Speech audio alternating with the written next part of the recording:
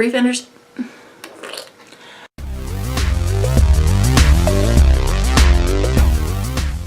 Hey, it's Sue in the restricted section. Today I'm going to do a review of Brief Interviews with Hideous Men by David Foster Wallace.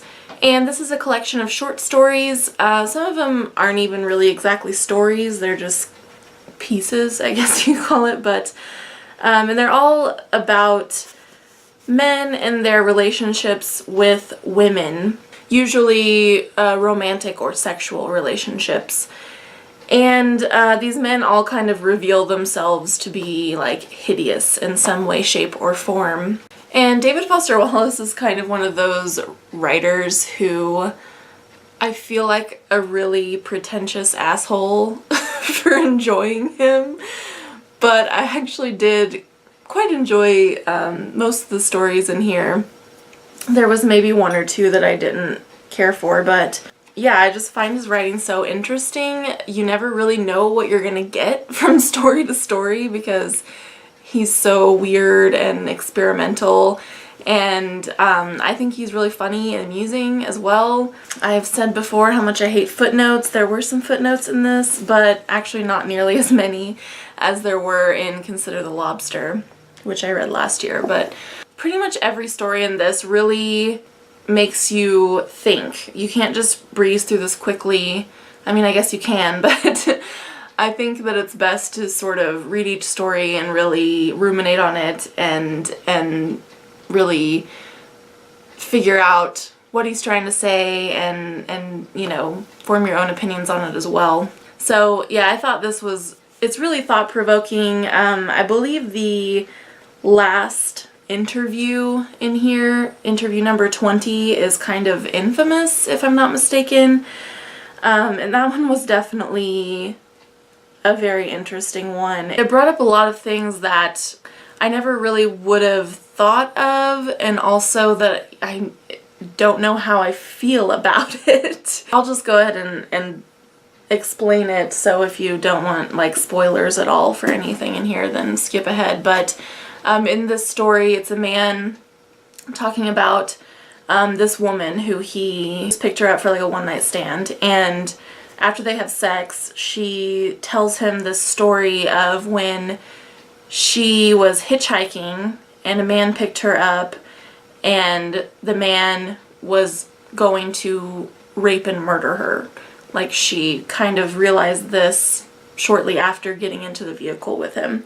She's talking about what she did to prevent him, to keep him from murdering her. He did rape her, but left her alive.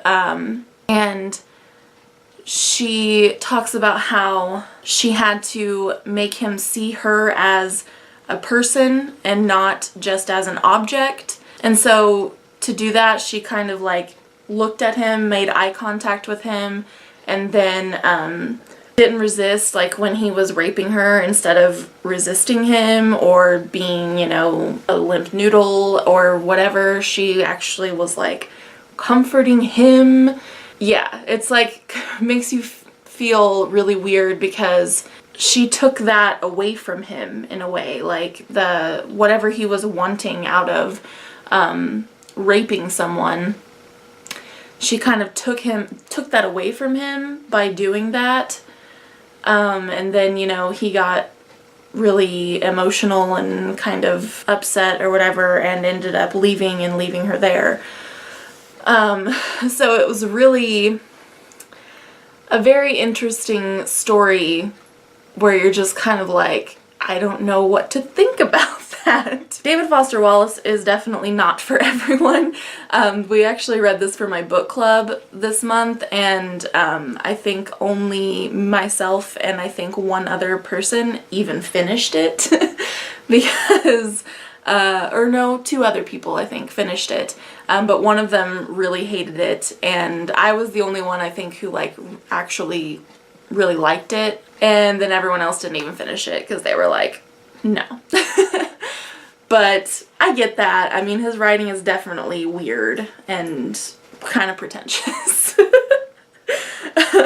And he's kind of also an author where you have to keep a dictionary or your phone or something beside you to look up words, or at least I do, because he has quite a vast vocabulary and he likes to use uncommon words.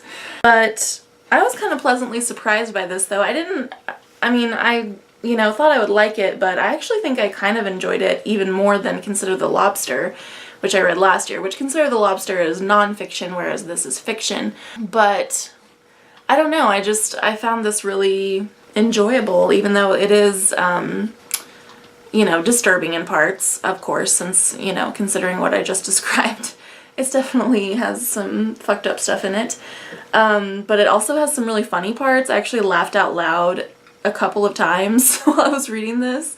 But I think I ended up giving it like 4 stars on Goodreads. I think I had put like maybe 3.75 stars or something. I really liked it, and I will definitely read some more David Foster Wallace. I have Infinite Jest. I don't know if I'll read that next or try some other of his short stories. And it's also a movie, which I don't know how the fuck they would make this into a movie, so I kind of want to see it just to see how the hell they did that.